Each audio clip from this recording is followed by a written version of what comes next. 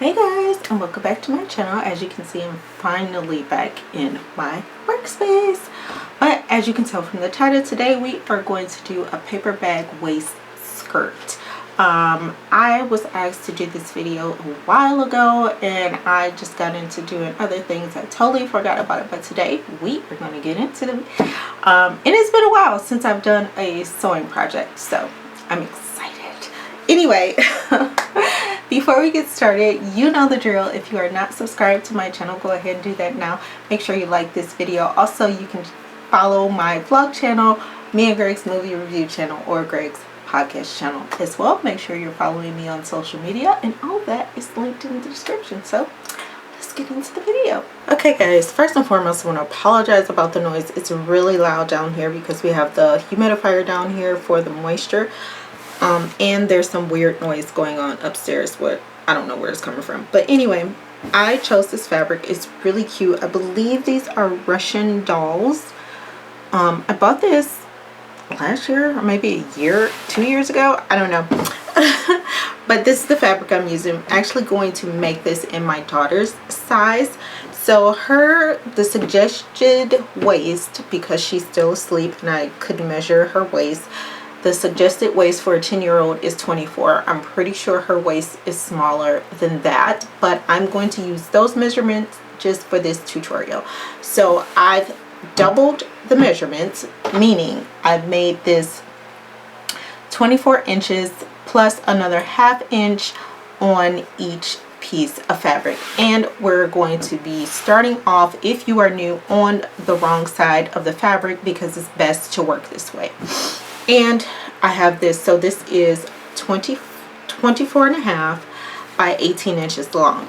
So what we need to do is finish off these rough edges. So I'm actually going to use my serger and I'm just going to go across and finish off these edges to give them a more professional look, and so they're not frayed. If you are using a regular sewing machine to finish off your edges, you can use your overcast stitch, your overcast foot. If you have one, you should have one. Most sewing machines come with an overcast foot. If you need to know how to use a regular sewing machine to give you finished edges, I can do a video on that at a later time. But let's finish these edges. Okay, so now that we have finished up our edges, we're going to pin the sides together so that we can sew those sides.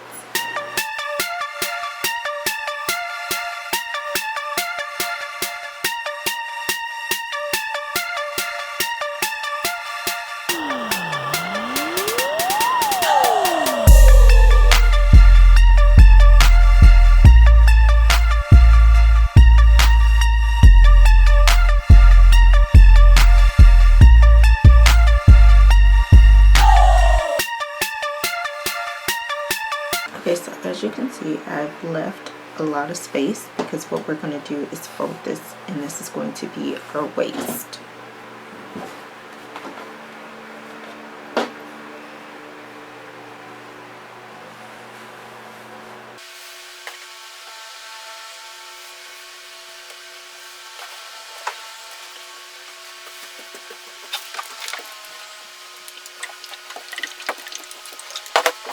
So this is what the waist is going to look like. So in order to get that paper bag look, what we're going to do is put a stitch here to make sure that we have a casing here.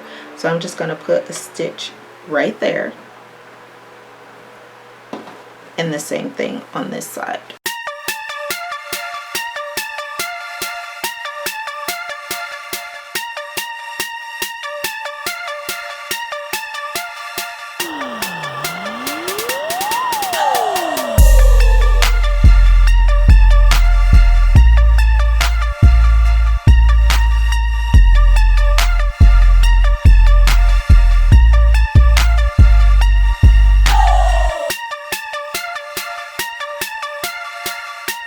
Okay, so I sewed slightly above my blue line, if you guys can see that, because your elastic is not going to go here.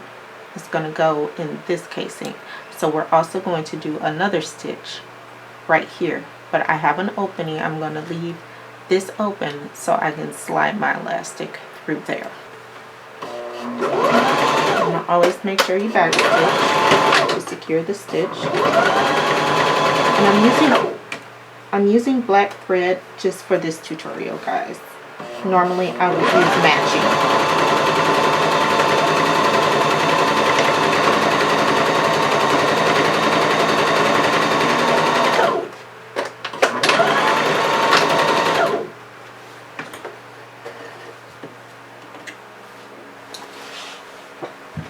Okay, so as you can see, we have a small casing here for our elastic, and this part here is going to be the part that's ruched at the top, which is the paper bag effect. So go ahead and do that to the other side, and then we can finish sewing our sides up, and then we'll get into making the waist.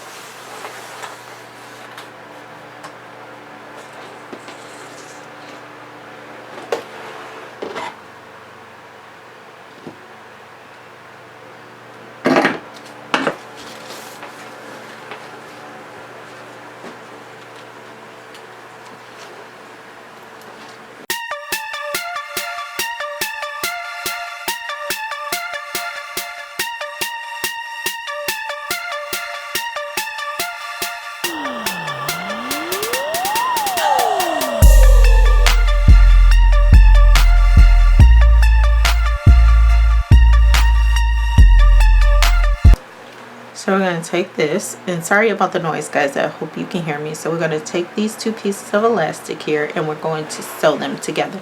I like to use a zigzag stitch because it helps to secure it a little bit more, but you can use whatever stitch is more comfortable for you. Okay guys, so we are all finished. As you can see, we have our finished edge. You can roll this over, you don't have to leave it like this. I just left it like this for tutorial purposes, but you can always fold it over, do a straight stitch, a zigzag stitch. But this is what a paper bag waist looks like.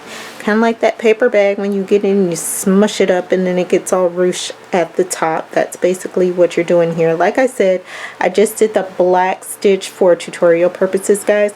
But the key to a paper bag waist is having this the fabric at the top here and the elastic in the middle. So you would just sew a line here, sew a line here. If you want more waist at the top, obviously you will fold over more and give yourself more fabric here at the top as opposed to down here at the bottom.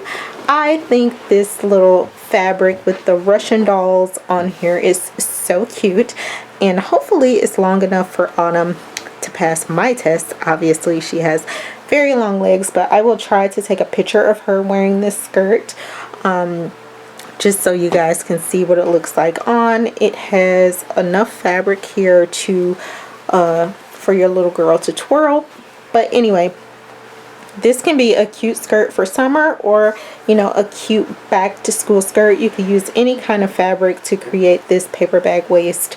And if you guys need measurements on different sizes, just let me know in the comments below. I have a chart with different sizes on it, so if you're just curious for bigger sizes or smaller sizes, let me know. Or you could just measure the waist of the child or yourself, because you can make one of these for yourself as well.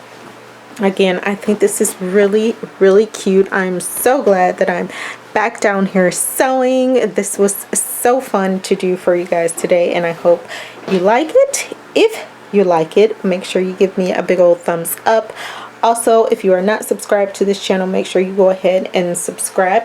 Let's start sharing my videos out, guys, so we can get to 10,000 subscribers so I can go ahead and do that giveaway. I'm not doing the giveaway until I reach 10,000 subscribers, so let's all work together to help me get there. I want to thank you again, all of you, for watching, all of you for supporting me during this hard time with our family. I really appreciate it, and I really appreciate you guys understanding with some of the videos videos that I've been doing that have not been my best. So again, I thank you so much, so much. This is so cute. I'm so proud of this. Coming back to sewing after so long, I'm actually really proud of it.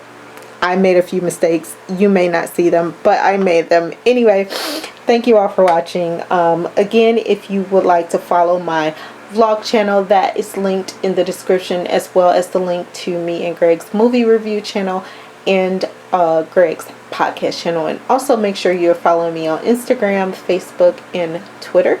I will be posting stuff of the family. I've been posting videos of the kids. So if you don't follow my vlog and you want to see, you know, interactions with my family and stuff like that, you can follow me on Instagram, because that's mainly where I've been posting it. And until next time,